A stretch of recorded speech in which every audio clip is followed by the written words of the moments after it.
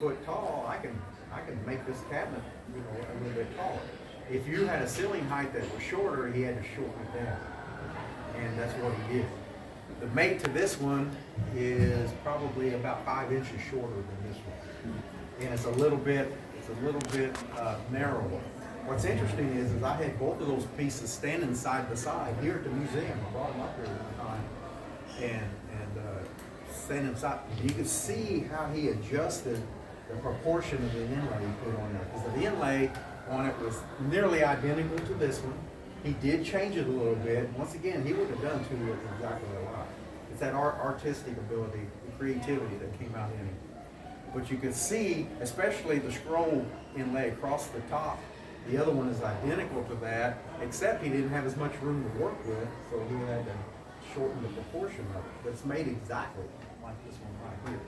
So that goes back to that artistic flavor that he had. Mention his mathematical genius. You can speak Well, on that much more than I can. When I first started looking at these pieces, once again, I didn't start out to prove anything about Thomas Lincoln. I didn't know a thing about Thomas Lincoln, but I loved his work, these pieces I was seeing. And so the more that I read about him, all these negative things, that's not true. It can't be. Can a lazy man build a cabinet like that? No way. It took a tremendous amount of labor to do that, especially from start to finish and do everything by hand. But back to Kathy's point, I looked at that and I thought, boy, he was really good not to know how to do any math, to be able to do all of this. But you know what? If you get this piece is fascinating, because if you get up close to that inlay up there, you can see all his mathematical marks on there where he drew those arcs. And that's one of the characteristics of federal furniture is geometry, geometric shapes. And that's why you see that on his pieces. But you can tell exactly how he figured out how big he was going to make these geometric shapes by the tool marks he left. It's fascinating. This one and the Hebrons is the same way. You can still see the tool marks on those. I looked really hard. This one would have had tool marks on it too, but they're gone. Somebody got pretty aggressive with this one and sanded it. And he did too on this one, just a little. He almost did too much. There was a couple little places he started sanding through the inlay. So he almost got a little aggressive with that one too. So these, the little thin piece of wood you see going around the drawer, the outline of the drawer, that's called a cock bead. And that should have extended out over the top of that veneer. And that's what the cock bead was for, was to hide the edges of the veneer. And somebody has sanded those flat. So they got a little bit too aggressive. Did you ask the family about that lower piece that's gone now on the very bottom?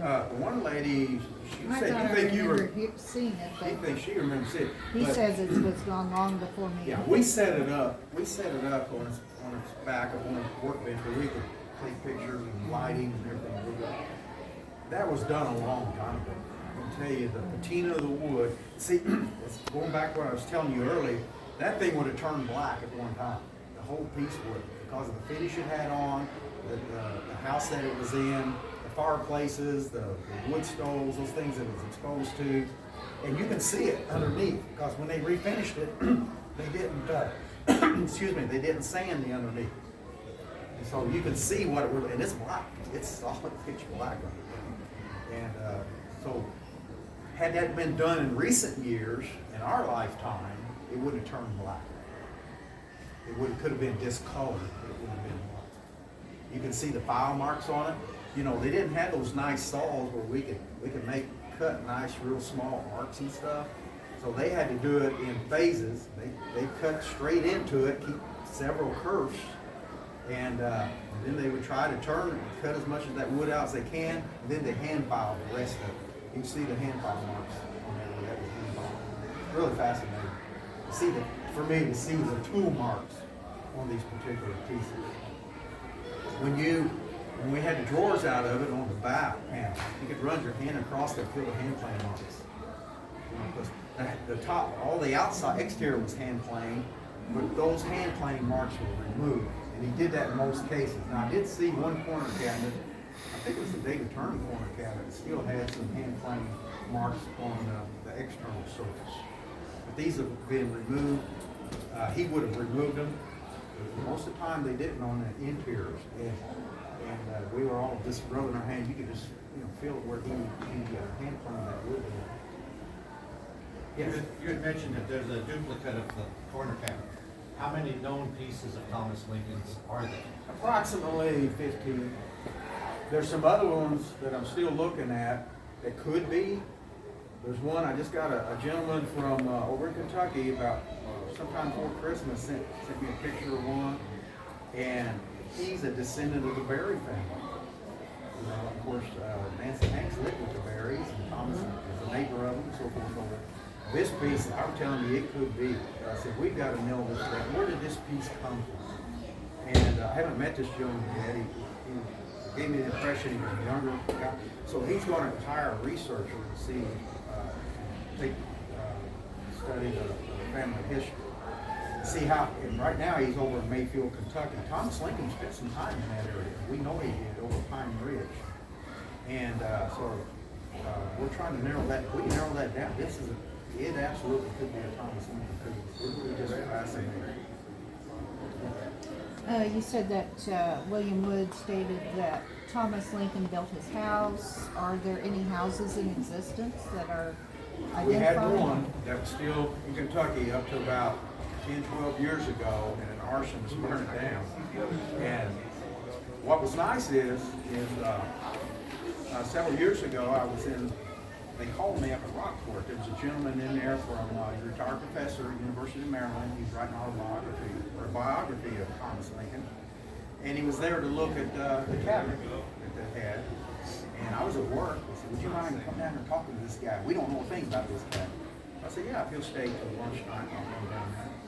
So anyway, I go down there, and it's actually the wardrobe that Egg made. And see, go again, people look at that cabinet, they attributed it to Thomas. It looks like, the first time I seen it, I said, it looks like it was made by a 16-year-old kid. I taught 16-year-old kids for 32 years. I know what their work was like. And you know what? That's about the age that Thomas would have been, or Abe would have been when he made it, because the Crawfords didn't come to Spencer County until I think it was 1825. And so Abe was in that 15, 16-year-old range when he built that cabinet. Now, what's really nice to it, there's a mate to it. Thomas built the corner cabinet for Elizabeth Crawford, and they're all the same design. It's like us going today into a furniture store, and we buy the kitchen table and the china cabinet and everything, so they match. These match the design, but it's obvious which one Thomas made and which one Abe made. What was interesting, back in the early 1900s, they took that corner cabinet and they paraded it around museums all over the United States. Abraham Lincoln made this cabinet. They took the wrong one. That was the one that Thomas made. But that's really interesting that we have two now that came out of the same house that designs are identical. Am I going over time? Well, I think you probably hear